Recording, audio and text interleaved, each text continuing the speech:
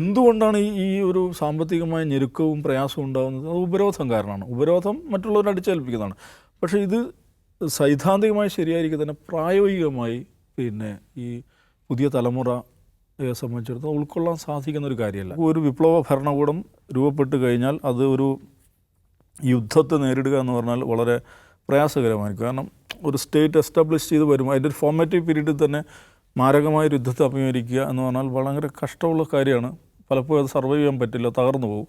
പക്ഷേ Iran തകർന്നില്ല. ഖുമൈനിയുടെ leadership ഇതിൽ വളരെ പ്രധാനമായിരുന്നു. എന്ന് മാത്രമല്ല, ആ സമയത്തൊരു യുദ്ധം അടിച്ചേൽപ്പിക്കപ്പെട്ടപ്പോൾ ഇറാനിയൻ ജനത സമ്പൂർണ്ണമായി ഭരണകൂടത്തോടൊപ്പം നിൽക്കുകയും ആ ഒരു ദേശീയമായിട്ടുള്ള ഒരു ഐക്യബോധം വളരെ വലിയ തോതിൽ അവർ ഉണർന്നു വരികയും ചെയ്തു. അപ്പോൾ ഇന്നത്തെ ഇറാൻ്റെ ഒരു നാഷണൽ ഐഡൻറ്റിറ്റി രൂപപ്പെടുന്നതിൽ രണ്ട് പ്രധാനപ്പെട്ട ഘടകങ്ങൾ, ഒന്ന് 79 ഇറാനിയൻ വിപ്ലവവും രണ്ടാമത് ഈ 10 വർഷത്തെ ഇറാൻ ഇറാഖ് യുദ്ധമാണ്. അപ്പോൾ അത് സൃഷ്ടിച്ച ഒരു ഊർജ്ജമുണ്ടല്ലോ, അതിൻ്റെ ഒരു പ്രവേഗ ശക്തിയിലാണ് പിന്നെ ഇറാൻ മുന്നോട്ട് പോകുന്നത് വലിയ തോതിൽ. അതിനുശേഷം അവർക്ക് എല്ലാ നിലക്കുള്ള ഉപരോധമുണ്ട്. ഇപ്പോൾ ഉപരോധത്തിൻ്റെ ഏറ്റവും വലിയ പ്രശ്നം എന്ന് വെച്ചാൽ സയൻറ്റിഫിക് റിസർച്ചുകൾ ശരിയായ വിധം നടത്താൻ പറ്റില്ല. പുതിയ ഉപകരണങ്ങൾ, ആയുധങ്ങൾ, വാഹനങ്ങൾ അതൊന്നും ലഭ്യമാകില്ല. അതൊക്കെ അതിൻ്റെ പാർട്സുകളും അതുമായി ബന്ധപ്പെട്ട സംഗതികളൊക്കെ അന്താരാഷ്ട്ര മാർക്കറ്റിൽ ലഭ്യമാക്കാൻ വലിയ തോതിൽ പ്രയാസപ്പെടുകയും എക്കണോമി തകരുകയും ചെയ്യുക എന്നുള്ളതാണ്. പക്ഷേ ഇറാൻ എന്ന് പറഞ്ഞാൽ സ്വന്തമായി കാര്യങ്ങൾ വികസിപ്പിക്കാൻ തുടങ്ങി. വലിയ തോതിൽ അവർ മുന്നോട്ട് പോയി.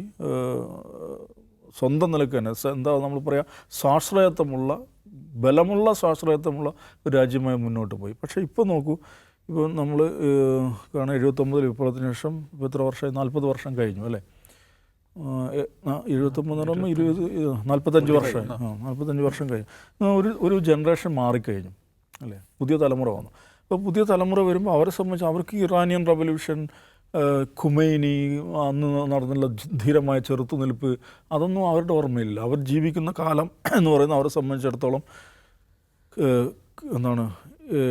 ഡെവാസ്റ്റേറ്റഡ് എക്കണോമി, അതാണ് അവരെ സംബന്ധിച്ച് മുമ്പിലുള്ളത്.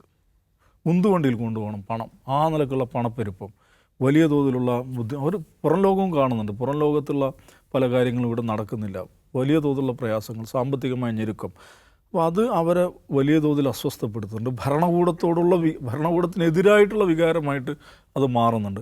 അതെന്തുകൊണ്ടാണ് ഈ ഒരു സാമ്പത്തികമായ ഞെരുക്കവും പ്രയാസവും ഉണ്ടാകുന്നത്? അത് ഉപരോധം കാരണമാണ്. ഉപരോധം മറ്റുള്ളവരെ അടിച്ചേൽപ്പിക്കുന്നതാണ്. പക്ഷേ ഇത് സൈദ്ധാന്തികമായി ശരിയായിരിക്കും തന്നെ പ്രായോഗികമായി ഈ പുതിയ തലമുറയെ സംബന്ധിച്ചിടത്തോളം ഉൾക്കൊള്ളാൻ സാധിക്കുന്ന ഒരു കാര്യമല്ല.